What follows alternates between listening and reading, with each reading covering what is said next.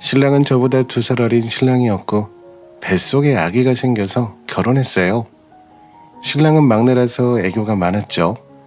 연애 때는 그런 모습이 귀엽고 좋아 보였습니다. 하지만 막내 아들이라 그런지 엄마에게 기대는 모습을 보이더라고요. 신랑은 온 집안에서 막내라 막내 티가 나는 사람이었어요. 하지만 신랑이랑 소개팅을 하고 만나는 그 순간 사랑에 빠져서 그저 애교 많은 아들인가 보다 생각했어요. 연애할 때는 저한테도 다정다감한 남자였어요. 시어머니는 제가 3살 연상에 애까지 가졌다고 구박하셨습니다. 하지만 신랑도 저도 사랑에 빠졌을 때라 신랑도 제 편을 들어줬어요. 아마 이때가 신랑이 유일하게 제 편을 들어준 것 같네요. 저희가 결혼식을 올릴 때가 연애한 지 6개월 되었을 때라 신랑이랑 저는 그저 좋아서 모든 게 다 넘어가지더라고요. 하지만 양가 어머니는 저희 결혼에 찬성하지 않으셨어요. 아이가 생겨서 마지못해 시키는 분위기였습니다. 친정은 딸만 셋인 집안이었고 제가 장녀였어요. 친정아빠는 결혼하기 전에 돌아가셨고 엄마 혼자 시골집에서 살고 계셨습니다. 신랑을 처음 봤을 때 엄마는 어리고 책임감이 부족해 보여서 신랑을 못마땅해 했어요. 하지만 30대 중반의 딸이 임신했으니 잘 살기를 늘 바라셨죠. 아빠가 없는 대신 큰 사위라서 듬직한 사람을 원하셨지만 신랑은 막내 아들이라서 우리 집 사위 역할을 전혀 못했습니다. 처제들에게도 밥 한 번, 선물 한 번 준 적 없는 형부였어요. 신랑은 자기 집에서도 마찬가지였어요. 시어머니만 챙겼지 다른 가족들을 챙기는 모습이 전혀 없었어요. 그래서 이 사람은 원래 챙기는 걸 좋아하는 타입이 아닌가 보다 생각했어요. 저희 집과 반대로 시댁은 아들 셋의 신랑이 막내였어요. 저희 집에는 아들이 없는 집이었고 반대로 시댁은 딸이 없는 상황이었습니다. 그래서 그런지 시어머니는 늘 아들이 최고다 라고 말하고 다니셨어요. 그래서 딸만 셋이 있는 우리 집이 불쌍하다고 엄마가 죽어도 제사 지내줄 사람이 없어서 어떡하냐고 했습니다. 그런데 아들 셋 중 제사를 물려받게 된 사람이 없는 시댁이나 아들이 없어서 제사를 안 지내겠다는 우리 집이나 결국 결론은 제사를 안 지내겠다는 건데 저희 시어머니는 상견례 자리에서도 그렇고 명절에 가족들이 모여도 늘 너희 친정에는 아들이 없어서 어떡하니? 하시더라고요. 요즘은 아들보다 딸을 더 선호되는데 말이죠. 그뿐만이 아닙니다. 시어머니는 제가 장녀라서 혹시 엄마마저 돌아가시면 제사를 가지고 올까봐 걱정하셨어요. 늘 시어머니는 네가 장녀라서 홀어머니 책임져야 하는 거 아니냐. 결혼하고 나면 친정이랑 적당히 거리를 두고 살아야 잘 산다. 라며 눈치를 주셨어요. 시어머니의 이런 눈치 때문에 제 여동생들도 저희 집에 오는 걸 꺼려했고 저도 친정에 갈 때만 친정 식구들을 만났어요. 신혼 초에는 저도 시어머니 눈치, 신랑 눈치를 많이 봤거든요. 신랑이랑 잘 지내고 싶었고 뱃속에 아이가 있으니 스트레스를 안 받으려고 노력을 많이 했어요. 시어머니랑 이런 문제로 싸우면 결국 신랑이랑도 싸우게 되고 그럼 스트레스를 받게 되니 아이가 잘못될까봐 걱정이 되었거든요. 아이를 키우면서 아이 앞에서 부부싸움을 하는 모습을 보여주기 싫어서 제가 참은 적이 정말 많았어요. 처음에는 저도 사랑하는 신랑의 어머니라서 잘 하려고 했어요. 하지만 신혼 초부터 자꾸 친정엄마한테 가는 걸로 눈치를 주시니 마음이 멀어지게 되더라고요. 시어머니 본인에게는 잘하길 바라면서 친정이랑은 거리를 두고 지내라고 가스라이팅하는 시어머니다 보니 누가 정을 붙일 수 있을까요? 시간이 지나고 시댁에 갈 때마다 유심히 보니 첫째 형님도 둘째 형님도 아무도 시어머니에게 살갑게 대하는 사람이 없었습니다. 정말 딱 내 할 일만 한다는 식이었어요. 시어머니는 저뿐만 아니라 다른 형님들에게도 친정이랑 너무 가깝게 지내지 말라고 하신 것 같았어요.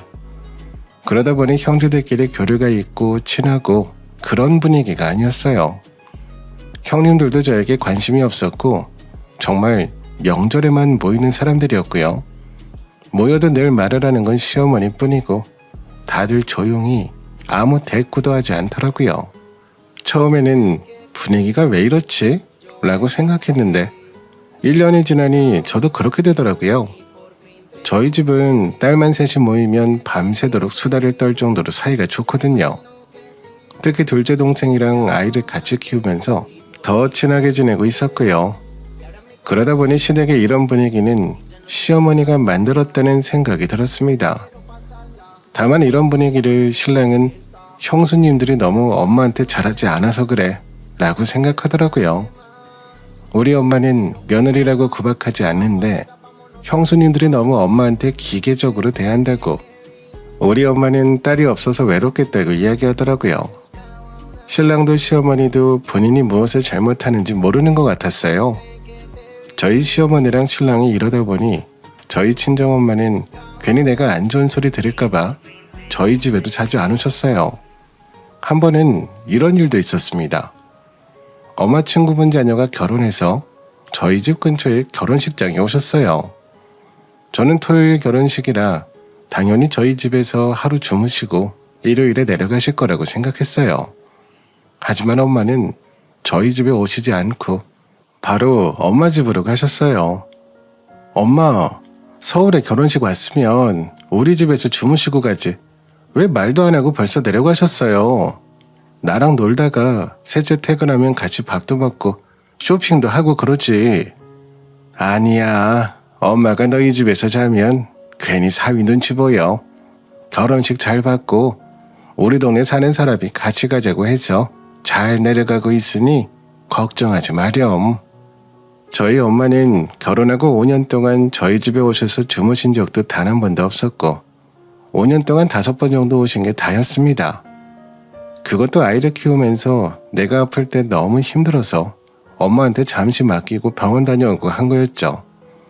정말 시어머니처럼 한 달에 한 번씩 별일 없는데도 오시는 분이 아니었어요. 그런데도 신랑은 저희 엄마가 오면 불편한 티를 확 내더라고요. 한 번은 제가 너무 아파서 아이를 돌볼 수가 없어서 엄마가 오셨고, 신랑은 야근이 없는 날인데도 저희 엄마가 집에 계시다는 이유로 늦게 들어왔습니다. 아니면 친구들과 약속을 잡아버리더라고요. 제가 잔소리하지 않을 거라 생각해서인지 저희 친정엄마만 오시면 늘 늦게 들어왔어요. 솔직히 너무 서운하더라고요. 제가 시어머니 오실 때마다 친구 만나러 나간다면 신랑은 화를 내면서 당장 집으로 들어오라고 난리칠 게 뻔한데 저는 단 한 번도 그러지 못했네요. 지금 생각해보면 좀 후회가 됩니다. 왜 그렇게 신랑 눈치를 보고 살았는지, 시어머니의 막말에 반박하지도 못하고 참은 제 자신이 후회가 되어요. 그렇게 몇 달이 지났습니다. 그 사이에 엄마 생신이었지만 신랑은 바쁘다는 이유로 친정에 내려가지 않았고 저랑 막내 동생만 같이 차를 몰고 친정에 모였어요. 나는 바쁘니까 못 가. 처제가 운전하니까 처제 타고 친정 갔다가 처제 타고 다시 집에 오면 되겠네. 신랑은 말투부터 친정에 가기 귀찮은 듯한 이야기를 했고 이럴 때마다 둘째 사위랑 비교가 돼서 더 속상했어요. 상대적으로 둘째 동생이 친정엄마 근처 살아서 엄마를 많이 챙겼습니다. 둘째 사위인 제부는 정말 친정엄마한테 잘했어요. 주말에 할 일 없으면 친정 가서 밥 먹고 오기도 하고 전등이 나가거나 시골집에 뭔가 고쳐야 할 때 늘 나서서 제부가 해결해 줬습니다. 저도 그래서 늘 제부에게 고마웠어요. 그리고 친정엄마 가까이 동생이 살아서 정말 다행이라고 생각했습니다. 그러다 친정 근처에 살고 있던 둘째 동생네가 해외 주재원으로 가게 됐어요. 저는 엄마가 동생도 없이 혼자 시골에 사는 걸 원하지 않았어요. 엄마, 이제 둘째도 없는데 서울로 이사 오세요. 나도 있고 막내도 서울에서 자취하잖아. 엄마 친구분들도 서울에 계시고 이모도 서울에 있는데 왜 혼자 시골에 있으려고 그래? 서울로 이사 와요. 내가 여기서 그래도 10년을 살았는데 혼자 못 살까봐? 괜찮어. 너 보고 싶으면 엄마가 운전해서 가면 되지. 괜찮아. 아직 엄마 혼자서 운전하면서 잘 다닐 수 있어. 사람 많고 복잡한 서울보다 한적한 시골이 더 좋아. 셋째 딸도 첫째 딸인 저도 서울에 있어서 서울로 이사 오시라고 몇 번이나 엄마한테 권했어요. 혹시나 엄마가 아프면 1시간 거리에 있어서 제가 갈 수도 없고 직장 다니는 동생도 가기가 힘들었어요. 그래서 저희 집이나 막내 집 중간 정도 거리에 있는 이모 집 근처로 엄마가 이사 오시길 바랬죠. 하지만 엄마는 생각해 볼게 하시고는 늘 웃기만 하시더라고요. 친정엄마는 아빠랑 10년 동안 산 집을 팔기도 아쉬워하셨고 나름 정이 든 동네라 쉽게 결정을 못 하시는 것 같더라고요. 하지만 저는 너무 걱정이 되었어요. 시골집은 아무래도 손이 많이 가는데 늘 도와주던 제부는 없고 저희 신랑은 그런 일을 하지 않을 게 뻔했으니까요. 사실 엄마가 저희 집 근처로 오시면 분명 시어머니가 한 소리 하시겠다는 생각이 들긴 했어요. 저희 시어머니는 특히 자기 아기 잘하는 막내 아들에게 집착이 심하셨거든요. 늘 저희 부부가 시댁에 가면 우리 아들 엄마 안 보고 싶었어? 엄마는 우리 아들 보고 싶었는데 엄마가 늘 우리 아들 생각하는 거 알지? 늘 잘 챙겨 먹고 있지? 애들 엄마가 밥은 잘 챙겨주니? 왜 이리 안색이 좋지 않아? 집에서는 무조건 쉬렴. 애는 애들 엄마가 볼 테니까 집에서는 쉬어야 돼 하시는 분입니다. 그러면서 저에게는 꼭 한마디 더 하셨죠. 애들 아빠 힘든데 육아 도와달라고 하지 말고 우리 아들 스트레스 쌓이면 안 되니까 너무 잔소리도 하지 말고 남자는 적당히 풀어줘야 집에 더 잘한다 하시는 겁니다. 시어머니는 저희가 집에 갈 때도 언제 또 올 거냐고 꼭 물어보셨어요. 그러고는 휴가가 언제냐고 물으셨습니다. 이번 휴가 때도 그렇고 결혼하고 나서 휴가 때는 늘 신랑은 시어머니를 모시고 가자고 해서 매번 휴가 때마다 시댁 가서 보내거나 시어머니 모시고 계곡이나 바다에 갔습니다. 우리 엄마 형들이 휴가라고 자기네 가족끼리만 여행 가고 우리 엄마는 한 번도 안 모시고 가더라. 왜 그리 자기들밖에 모르는지 우리가 모시고 가자. 우리 엄마 너무 불쌍해 하는 신랑이었어요. 처음에는 형님들이 너무하다고 생각했는데 시집오고 1년이 지나면서 이렇게 행동하는 형님들이 이해가 가더라고요. 늘 자기 아들 위주로 말씀하시고 며느리는 친정에 가는 것도 눈치 주는데 어떤 며느리가 시어머니한테 잘하고 싶을까요? 거기에 신랑은 늘 자기 엄마만 챙기고 저희 친정에는 무관심했습니다. 휴가뿐만 아니라 생신도 마찬가지였죠. 시어머니 생신에는 꼭 당일에 반차까지 써가면서 일찍 도착해서 생신상을 차려서 같이 밥을 먹고 생일 축하 파티를 했습니다. 하지만 저희 친정엄마 생신에는 한 번도 찾아간 적이 없었어요. 늘 바쁘다는 이유였죠. 그리고 돈 봉투 드리는 걸 자신의 최선이라 생각하는 것 같았어요. 그런 일들이 반복되다 보니 저도 아이를 데리고 혼자 친정에 가는 게 더 마음이 편했습니다. 친정에 가면 늘 피곤하다고 말하고는 방에 들어가서 나오지도 않는 신랑을 보고 있으면 화가 났어요.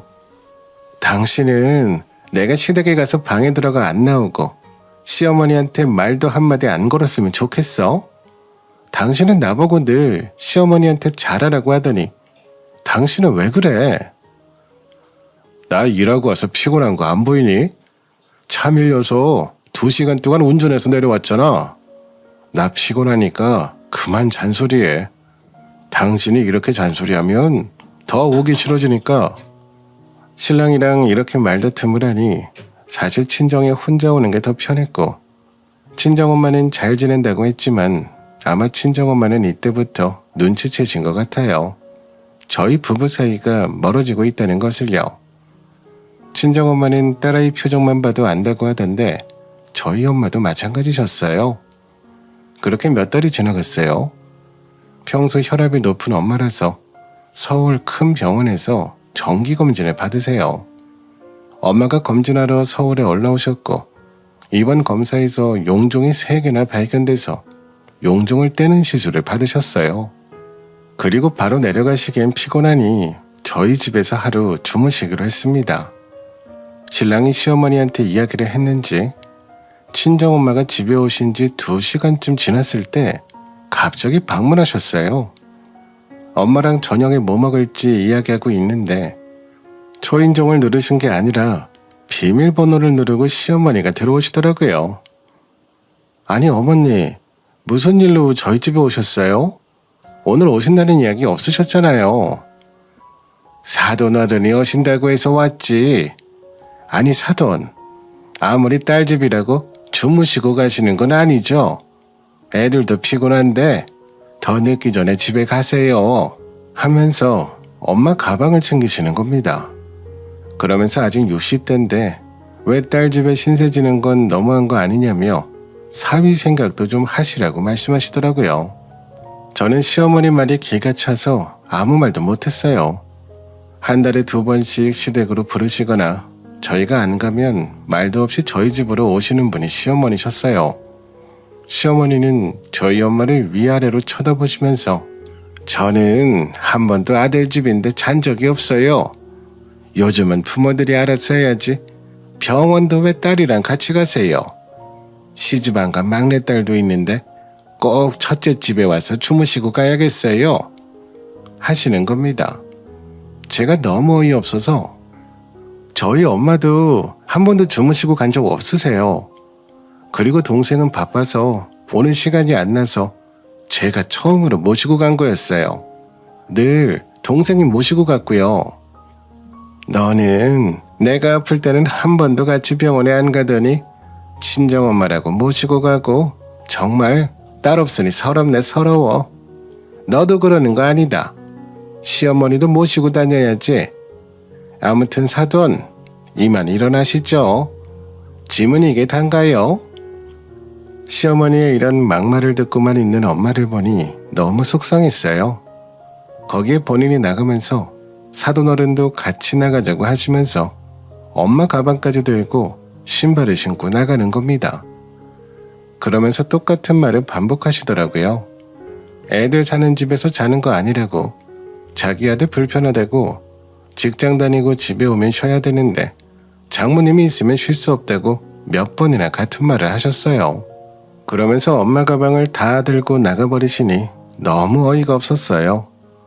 그 사이에 신랑은 집에 들어왔고 제가 너무 어이없어 하고 있는데 신랑은 인사만 하고 자기 방으로 들어가 버리는 겁니다.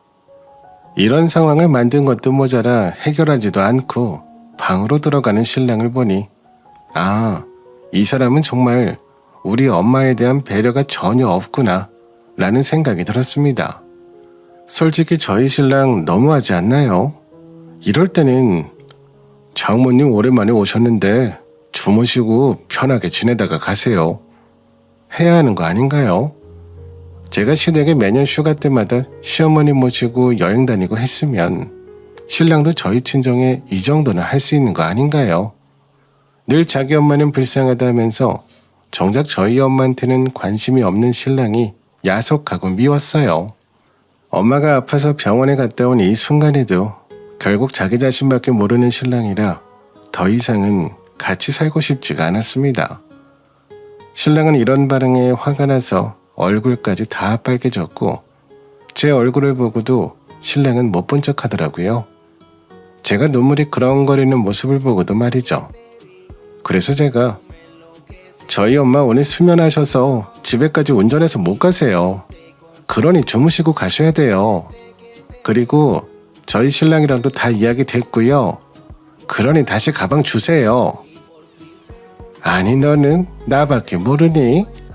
밖에서 고생하고 온 신랑 생각은 안 하고 사돈 얼굴 보니 혈색이 나보다 훨씬 더 좋아 보인다. 사돈 운전만 30년 넘게 하셨으니 운전 잘하시죠? 어서 나오세요.